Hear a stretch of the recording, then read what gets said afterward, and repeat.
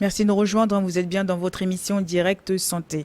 Aujourd'hui, on parle du cancer du col de l'utérus, ce cancer qui se propage donc au niveau du col. Pour en savoir plus, donc il faut faire des frottis. Donc à partir du moment où vous avez le premier rapport sexuel, donc il faut faire des frottis. C'est à partir de 25 ans jusqu'à 65 ans pour faire un frottis pour savoir si vous avez le cancer. Il faut donc le frottis plus une biopsie pour pouvoir savoir vraiment si la maladie est là, si la maladie est bien installée ou pas. Et à partir du moment où la maladie est bien installée, et là, c'est la course. Donc, c'est ce qu'on disait tout à l'heure. Docteur, j'espère que j'ai bien résumé. J'ai bien appris ma leçon. Et donc, du coup, on arrive donc dans la première étape. On le sait, on sait que la maladie est là.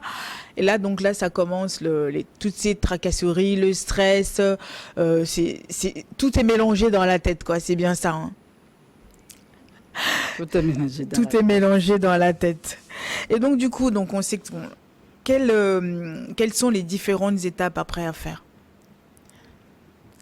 Les différentes étapes à faire. Et j'aurais aimé revenir un peu en arrière. Parce que tout à l'heure, on a dit que comment savoir qu'on a le cancer. Et on a dit que c'est une maladie qui reste longtemps silencieuse. Et que c'est seul le frottis qui peut nous aider à faire le diagnostic. Oui. Malheureusement, ce n'est pas le cas chez nous. Nos femmes ne viennent pas pour les frottis. Pire, celles qui sont dans les campagnes, dans les rameaux reculés, le frottis, non. Et donc, ces femmes, ce n'est que quand les signes cliniques de la maladie sont là qu'elles se réveillent. Et donc, nous allons insister un peu sur ces signes. Mais nous ne demandons pas que les femmes attendent pour avoir tous ces signes-là avant d'arriver à l'hôpital. Oui. Mais du moins, quand ces signes commencent, ou bien elles commencent à sentir quelque chose de ce genre, de grâce, qu'elles viennent à l'hôpital. Parce que nous nous retrouvons trop souvent avec des stades trop avancés qu'aucun traitement même n'est plus efficace. Et ça fait très mal.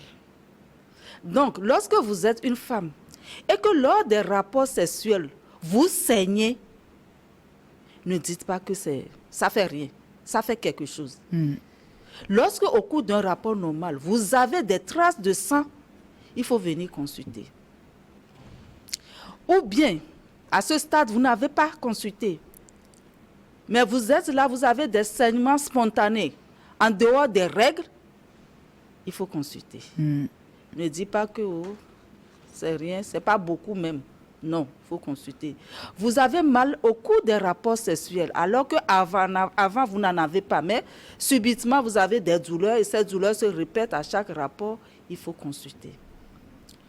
Bon, on va leur redire les signes, parce que c'est très important. Saignement lors des rapports sexuels. Ou bien lors des toilettes. Vous voulez faire la toilette vaginale et vous voyez qu'il y a des traces de sang. Ou au cours des rapports, vous voyez qu'il y a des traces de sang. Et passé cette étape, vous voyez qu'il y a des saignements. Vous saignez en dehors de vos règles. Vous n'avez même pas eu de rapport, ce n'est même pas la période des règles, mais vous avez un saignement. Il faut consulter. Oui. Ou bien vous avez des douleurs au cours des rapports sexuels, alors qu'avant, vous n'en avez pas. Mais maintenant, vous avez ces douleurs et ces douleurs sont permanentes. Il faut consulter. Il faut consulter. Ouais. Et quand vous dépassez ce stade, c'est les signes de complications du cancer du col que vous avez. Des gènes pour uriner, parce que l'urétère est souvent pris par le cancer du col. Donc, vous avez des gènes pour uriner. Des fois, si la maladie se propage en arrière, où il y a le rectum, là, vous avez une envie fréquente, impérieuse, d'aller faire les selles. Et là, quand vous arrivez à celle-ci, des fois même, c'est une perte d'urine, ou bien des urines qui sortent par le vagin, ou bien les selles qui sortent par le vagin. Ça veut dire que là, c'est vous grave. avez été vraiment au stade avancé. Parce que c'est possible, parce que quand vous prenez ce mannequin, vous le prenez dans ce sens-là. Si on peut zoomer un peu, Voilà l'utérus qui est là. Voilà l'utérus. Voilà l'utérus qui est là. Et en avant de l'utérus, vous avez la vessie. Et derrière l'utérus, vous avez l'intestin, donc qui se termine par le rectum. Là où se passent les selles. Donc, quand vous avez un cancer qui est ici, qui a rongé le col, il va s'étendre et atteindre maintenant le derrière, les intestins ici, ou atteindre la vessie ici. Et souvent, dans cette partie du col, l'urétère venant des reins pour s'aboucher dans l'urine est prise par le cancer du col. Donc, c'est pourquoi vous avez des signes urinaires et des signes digestifs au cours du cancer du col. C'est par rapport à la position de l'utérus, par rapport à la vessie, par rapport au rectum. Eh ben, on apprend des choses, hein, dis donc. Hein. On apprend des choses. Et comment évolue la maladie, docteur? Nous avons dit au départ que c'est une maladie qui est induite par un virus. Ce n'est pas quand le virus rentre en même temps dans l'organisme là qui devient un cancer. Non. Et du jour où vous êtes rentré en contact avec ce virus et jusqu'au moment où nous arrivons à découvrir un cancer, il se passe au minimum 10 à 16 ans. Donc, c'est une évolution lente pour le cancer du col. Et cette évolution lente va se faire par des étapes successives. Lorsque vous êtes entré au contact du virus, le virus va s'intégrer dans les cellules normales du col pour entraîner des transformations des cellules normales. Et ces transformations vont laisser place à des dysplasies. Non, ce n'est pas ce schéma. C'est la photo 3 ou 4, je crois. À des dysplasies. Là, okay. À des dysplasies. Donc, il y a les dysplasies légères, les dysplasies sévères. Et ces dysplasies sont des lésions précancéreuses. Ce n'est pas encore le cancer. Ça peut encore disparaître. Ça peut encore être guéri. Mais si rien n'est fait, ça peut évoluer vers le cancer. Donc, le cancer du col est cette maladie seule qui vous donne des lésions vous avertissant que, attention, le cancer arrive. Pas l'existence des lésions précancéreuses. Ces lésions qui ne sont pas encore des cancers, qui peuvent disparaître, mais qui peuvent aussi évoluer vers le cancer. D'où l'intérêt, encore une fois, de faire les frottis cervico-vaginaux. Ça nous permet d'aller surprendre le col, oui, exactement ça, le col dans cette transformation. Donc, le premier cas qui est là où c'est marqué anormal, vous voyez l'aspect d'un col normal. Quand vous descendez sur le deuxième cas, le cadre qui est à droite là. Oui, en dessous de normal. En dessous de normal, vous voyez, c'est les premières transformations. Oui. Là, c'est les dysplasies de bas grade ou des dysplasies légères. Donc, quand vous mettez, vous voyez le corps, vous voyez quand même qu'il y a une anomalie. Ça commence. Ça commence. Et quand vous dépassez, vous allez... À haut grade, là. En haut grade, là, vous voyez, à vue d'œil, qu'il y a une différence entre l'autre partie et... Une multiplication il y a une multiplication beaucoup plus avancée et les cellules sont beaucoup plus désorganisées.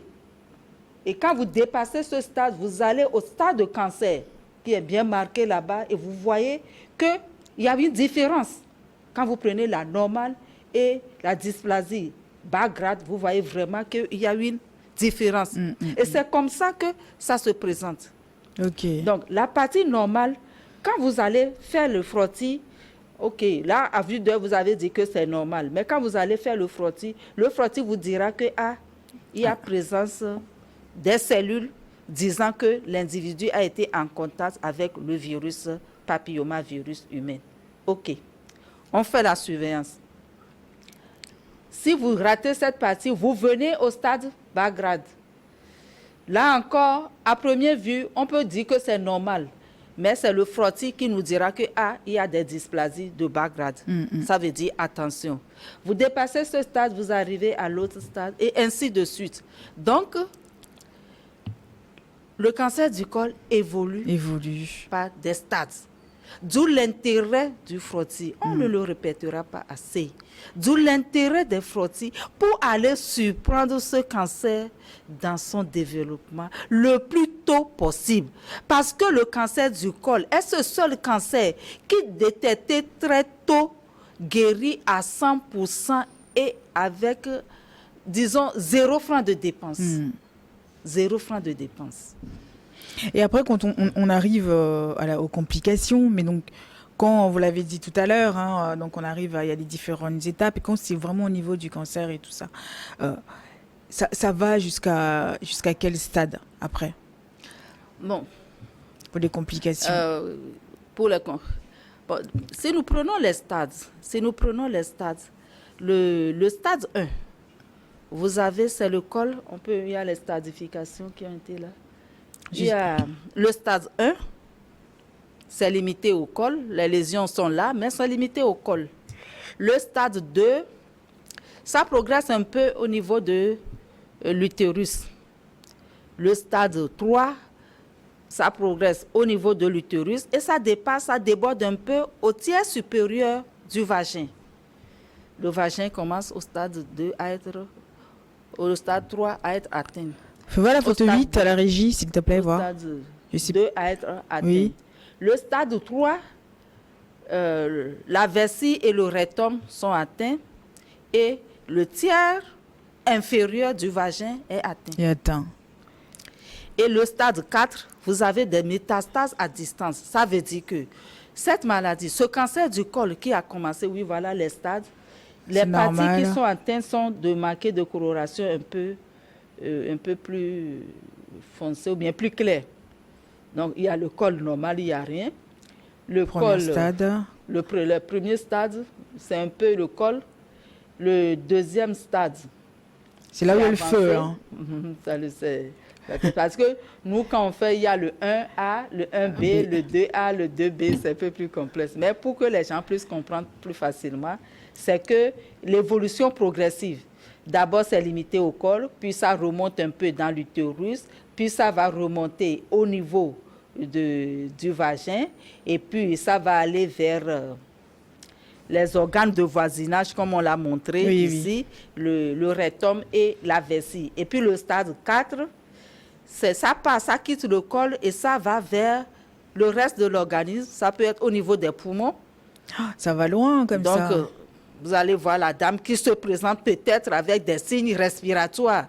Elle tousse, des fois même elle vomit du sang, elle a du mal à respirer. Et c'est là que vous faites les radios, vous vous rendez compte qu'il y a une lésion métastatique. Et vous vous mettez à chercher la lésion qui a donné des métastases à ce niveau. C'est là que vous vous retrouvez avec un cancer du col au stade très avancé. Oui. Ça peut aller au niveau du foie, ça peut aller au niveau des os.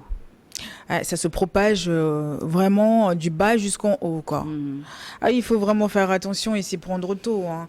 Et quel type de traitement faut-il pour justement traiter ce cancer, docteur?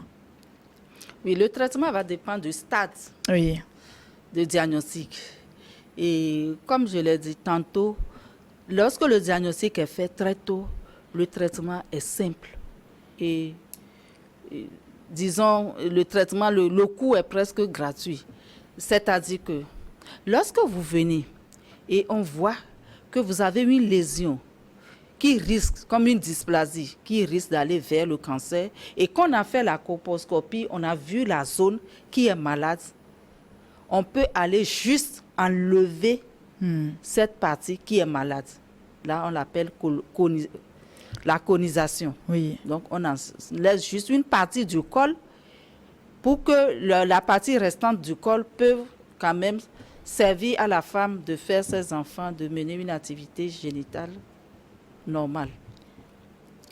Et quand vous êtes au niveau d'une dysplasie un peu plus avancée, toujours on fera encore la conisation, mais à des stades beaucoup plus avancés, mais sans atteinte Les autres des organes. paramètres, des organes de Oui. voisinage, on peut aller enlever l'utérus. Ok. Mais quand vous êtes arrivé à un stade où les poumons sont atteints, où les os sont atteints, ça veut dire qu'on ne peut même plus vous opérer. Parce que quand on vous opère, la maladie est déjà dans d'autres parties du corps de l'organisme. Et quand le cancer du col arrive à des métastases comme ça veut dire que en bas, c'est beaucoup plus évolué. La vessie est atteinte, les paramètres sont atteints, le rectum est atteint, et on ne peut même plus aller enlever l'utérus. On ne peut même plus faire l'opération. Là, on fera plutôt des traitements palliatifs, et c'est là on aura beaucoup plus recours à la chimiothérapie, on aura recours à la radiothérapie. Mais si vous venez un peu plus tôt avec la chimiothérapie et avec la radiothérapie, on peut vous guérir totalement. On a une image aussi de la radiothérapie. Donc, comment ça se passe dans ces cas-là? Donc, là-bas, c'est comme un scanner, hein, c'est ça? Oui. Pour ce qui est de la radiothérapie, Dieu merci, avant au Togo, nous n'avons pas de radiothérapie. Oui. Donc, ce qu'est la radiothérapie, bon, à part ce qu'on voit dans les images, pas grand-chose. Mais avec l'effort du gouvernement maintenant, Dieu aidant, nous avons un centre de radiothérapie à Lomé. Et ce centre qui est à 15 minutes de l'aéroport et à 15 minutes de la plage. Donc, c'est vraiment accessible à tous les Togolais. Donc, et cette radiothérapie nous permet de traiter tout type de cancer, que ce soit du côté des hommes, que ce soit du côté des femmes. La radiothérapie existe et tout le monde peut y avoir accès. Maintenant, quant à le traitement de la radiothérapie, il y a tout un processus parce que quand tu viens, on va t'injecter, c'est des rayons qu'on injecte pour tuer les cellules de cancer. Donc, et ça se fait loco-régional. Oui. On le fait sur le site où il y a le cancer. Pour le cancer du col, on le fait sur le site. Et donc, on fait les scanners pour savoir exactement quelle zone il faut aller irradier. Et donc, après le scanner de repérage, de position, on vous met sur la machine et on vous pose. Il y a des méthodes de contation où on vous bloque sur l'appareil pour que vous ne fassiez pas des mouvements pour dévier les rayons. Donc, vous êtes en une position donnée et cette position est respectée à chaque séance. Et on envoie les rayonnements et ça finit par tuer les cellules de l'organisme. Et Dieu aidant, vous êtes guéri complètement, sauf que vous aurez des séances de surveillance à faire. Et pour la chimio? Pour la chimio, c'est des produits qu'on va donner et par des perfusions parentérales dans l'organisme pour aller détruire et les cellules de cancer qui sont au niveau du col et les cellules de cancer qui sont déjà parties dans l'organisme. Et cette chimiothérapie nous permet des fois de réduire la tumeur qui est au niveau du col et des fois nous permet après d'aller pouvoir opérer la patiente. Ouais. Comment vivre avec ça? Comment? Vivre. Tant que tu as le souffle de vie, tu as droit à la vie. Ouais. Et il faut vivre. Parce que c'est beaucoup de budget, ça. Parce que quand ça arrive à un stade vraiment avancé, c'est vrai que c'est pas facile entre les traitements, tout ça. C'est pas facile du tout. C'est beaucoup de budget, c'est vrai. Parce que quand vous arrivez à un stade avancé, on va dire qu'il faut faire, par exemple, l'IRM du pelvis pour savoir quelle est l'étendue de la lésion au niveau du col, quelle est la taille de la tumeur au niveau du col. L'IRM, nous savons que ça a un prix. On te dira qu'il faut faire le scanner thoraco-abdominopelvien, le TAP, c'est-à-dire le scanner du thorax, le scanner du bas-ventre, le scanner de l'abdomen, pour savoir si le cancer du col a déjà donné des signes de métastase dans ces parties de l'organisme. Et tout ça, ça a un coût. Des fois, vous demandez ça aux gens, ça traîne, ça traîne, ça traîne. Et bien avant ça, il y a la biopsie. La biopsie, même pour certains, c'est difficile. Ouais. Dieu aidant, nous avons maintenant la biopsie et l'étude anatomopathologique qui est au complet à Lomé. Ça veut dire qu'on peut faire l'histo-immunochimie. L'histo-immunochimie nous permet de savoir plus précisément quel type de médicaments, de chimiothérapie qu'il faut utiliser. Ça se fait à Lomé maintenant. Mais des fois, vous donnez les bulletins, les gens n'arrivent pas à honorer. Et donc, c'est ici le lieu d'appeler les femmes à partir de 25 ans, jeunes filles et femmes, de se soumettre aux frottis cervico-vaginaux. Ouais. Parce que ça aide, ça soulage, ça permet de traiter très tôt le cancer. Sinon, si vous l'avez fait, le diagnostic au stade de frottis, on a dit dysplasie légère, on fait juste une colonisation, vous rentrez à l'hôpital le matin, on fait l'analyse, vous pouvez sortir le lendemain. Et là, vous ne payerez pas beaucoup. Mais s'il faut aller faire et le scanner, et l'IRM, et la chirurgie, et la radiothérapie, et la chimiothérapie, là. Ah oui, là, ça casse. Docteur, on arrive à la fin de l'émission. Malheureusement, le temps est après nous. Mais on a appris énormément. Et puis, mesdames, s'il vous plaît, n'attendez pas à la fin pour pouvoir aller consulter ou pour pouvoir, on a parlé des signes tout à l'heure, mais c'est pas valable que pour les femmes qui sont en zone rurale, mais c'est aussi valable pour tout le monde. Dès que vous avez des saignements en dehors des règles, pendant les rapports sexuels, des douleurs, tout ce qui n'est pas normal, allez consulter. C'est très très très important. Donc nous sommes là pour vous. Notre numéro de téléphone est là aussi, le plus 228 93 91 08 20. N'hésitez pas à nous consulter si vous voulez avoir un contact d'un médecin pour en discuter. N'attendez pas la dernière minute pour réagir, surtout pas.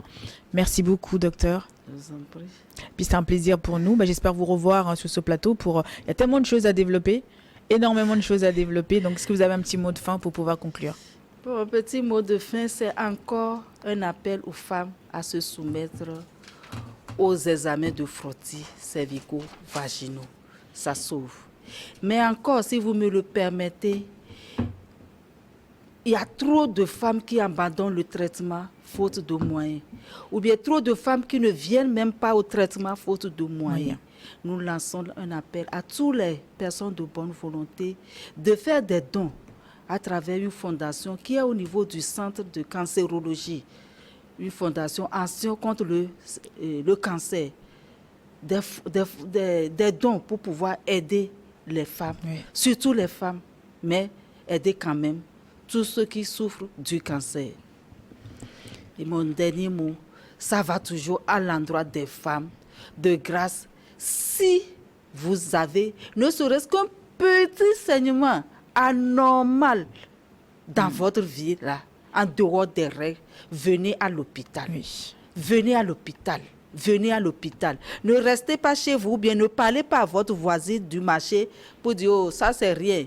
Hier aussi, avant-hier, moi aussi, j'ai eu un truc comme ça, c'était rien. Non, seul l'agent de santé peut vous dire ce que c'est réellement. Frottis cervico-vaginal à toutes les femmes à partir de 25 ans. Faites-le tous les 2 ans jusqu'à 65 ans. C'est tout. Un grand merci à vous, docteur. Merci à Richard, à Messie Aristide à la régie. Et puis un grand merci à vous tous qui nous suivez tous les jours dans cette émission Direct Santé. On se retrouve demain. Bye bye.